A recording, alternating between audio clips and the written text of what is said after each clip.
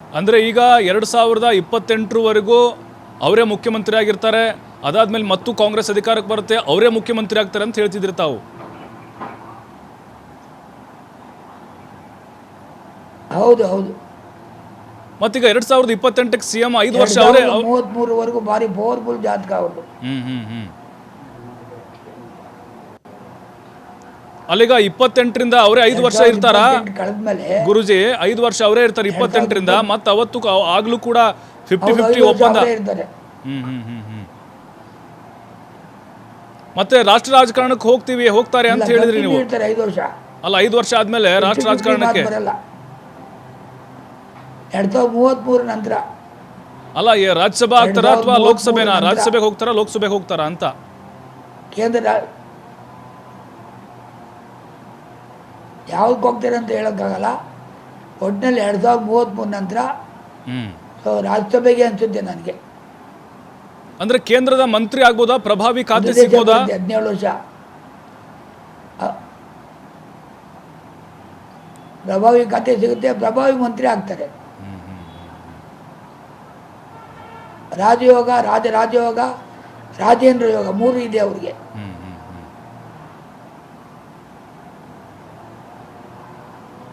ಅಂದ್ರೆ ಗುರುಜಿ, ಈಗ D K Shivakumar ಅವರ ಸುತ್ತಮುತ್ತ ಇರುವಂತರ, ಅಂದ್ರೆ ಸುತ್ತಮುತ್ತ ಏನಿದ್ದಾರೆ ಅವ್ರ ಆಪ್ತರು ಅಥವಾ ಬೇರೆಯವರು, ಅವ್ರ ಪಕ್ಷದ ನಾಯಕರು, ಅವರಿಂದ ಏನಾದರೂ ಅಡೆತಡೆಗಳು ಅಥವಾ ಮುಳುವು, ಈ ಥರದ್ದು ಏನಾದರೂ ನೆಗೆಟಿವ್ ವೈಬ್ಸ್ ಏನಾದರೂ ಕಾಣಿಸುತ್ತಾ ಅಂತ?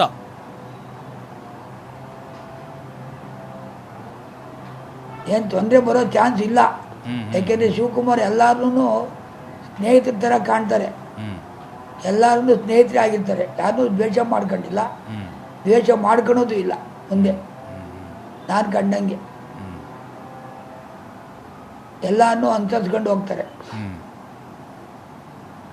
ಈಗ ಮತ್ತೆ ಅವರ ರಾಶಿ ಪ್ರಕಾರ ನೋಡೋದಾದ್ರೆ ಹೇಗೆ ಗುರುಜಿ? ಫಲಾಫಲ ರಾಶಿ ಯಾವುದು? ಋಷಭ ರಾಶಿ, ಕೃತಿಕಾ ನಕ್ಷತ್ರ. ಓಕೆ. ಋಷಭ ರಾಶಿ, ಜನ ಲಗ್ನ ಮೇಷ ಲಗ್ನ. ಲಗ್ನಕ್ಕೆ 10ನೇ ಮನೆ ಗುರು ಶನಿ ಜನನ ಕಾಲದಲ್ಲಿ. ರಾಶಿಯಿಂದ 9ನೇ ಮನೆ ಗುರು ಶನಿ. ರಾಶಿಯಿಂದ 11ನೇ ಮನೆ ಶುಕ್ರ ಉಚ್ಚ.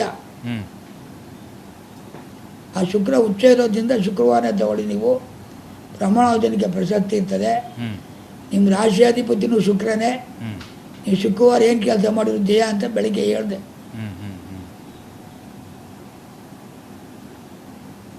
ಅಂದ್ರೆ ಈಗ ನಿಮ್ಮ ಪ್ರಕಾರ ಅವರು ಯಾವಾಗ ಪ್ರಮಾಣವಚನ ಸ್ವೀಕಾರ ಮಾಡೋದು ಒಳ್ಳೆಯದು? ಈಗ ನೀವು ಹೇಳ್ತಿದ್ರಿ ಶುಕ್ರವಾರ ಅಂತ.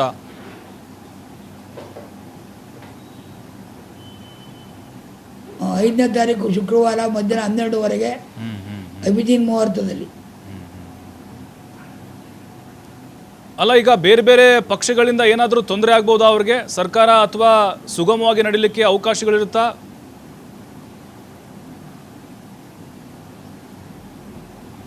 ಏನು ತೊಂದರೆ ಆಗಲ್ಲ, ತೊಂದರೆ ಆಗೋ ಚಾನ್ಸ್ ಇಲ್ಲ.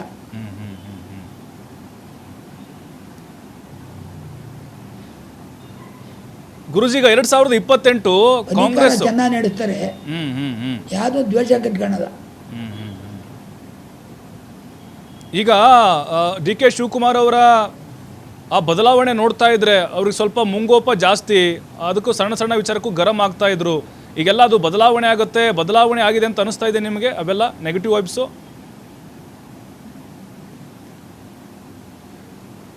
ಬದಲಾವಣೆ ಆಗಿದೆ. 2014ರಿಂದಲೂ ಬದಲಾವಣೆ ಆಗಿದೆ. ಅವಾಗ ಫಸ್ಟ್ 2000ರಲ್ಲಿ ಸಹಕಾರಿ ಮಂತ್ರಿ ಆಗಿದ್ದು, ಅರ್ಬನ್ ಡೆವಲಪ್ಮೆಂಟ್ ಮಿನಿಸ್ಟರ್ ಆಗಿದ್ರು. ಹೌದು. ಅವಾಗ ಸ್ವಲ್ಪ ಮುಂಗೋಪ ಇತ್ತು. ಈಗ 2014ರಿಂದ ಮುಂಗೋಪನೂ ಇಲ್ಲ, ಸಿಟ್ಟು ಇಲ್ಲ, ಯಾವಾಗಲೂ ಶಾಂತಿ ರೀತಿಯಿಂದ ಇರ್ತಾರೆ. ಗುರುಜಿ, ಈಗ ಕ್ಯಾಬಿನೆಟ್ ಏನಿದೆ, ಸಚಿವ ಸಂಪುಟ, ಅದನ್ನ ಮಾಡುವಾಗ ಏನಾದರೂ ಸ್ವಲ್ಪ ಅವ್ರಿಗೆ ಹಿನ್ನಡೆ ಆಗುವಂಥ ಚಾನ್ಸಸ್ಗಳು ಕಾಣಿಸ್ತಿದೆಯಾ?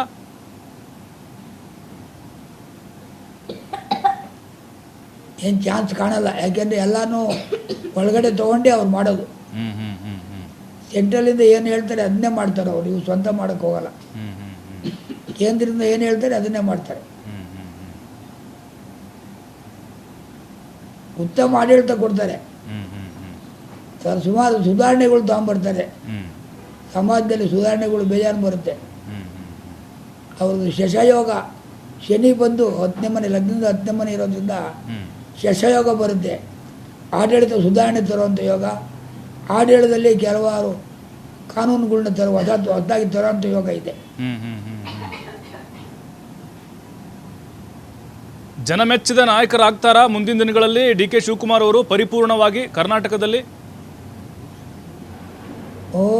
ಜನಮೆಚ್ಚಿದ ಆಗ್ತಾರೆ. ಜನಮೆಚ್ಚಿದ ಆದ್ರೇ 2028ಕ್ಕೆ ಅವ್ರಿಗೆ ಗೆಲ್ಲಕ್ಕಾಗೋದು. ಜನಮೆಚ್ಚಿದ ನಾಯಕರಾಗಲೇಬೇಕು, ಅದೇ ಆಗ್ತಾರೆ. ಅವ್ರ ಜಾತಕದ ಪ್ರಕಾರ ಚೆನ್ನಾಗಿದೆ. ಅಲ್ಲ ಗುರುಜಿ, ಅವರಿಗೆ ಎಲ್ಲ ಶಾಸಕರ ಬೆಂಬಲ ಸಿಗ್ಬೋದಾ ಈಗ?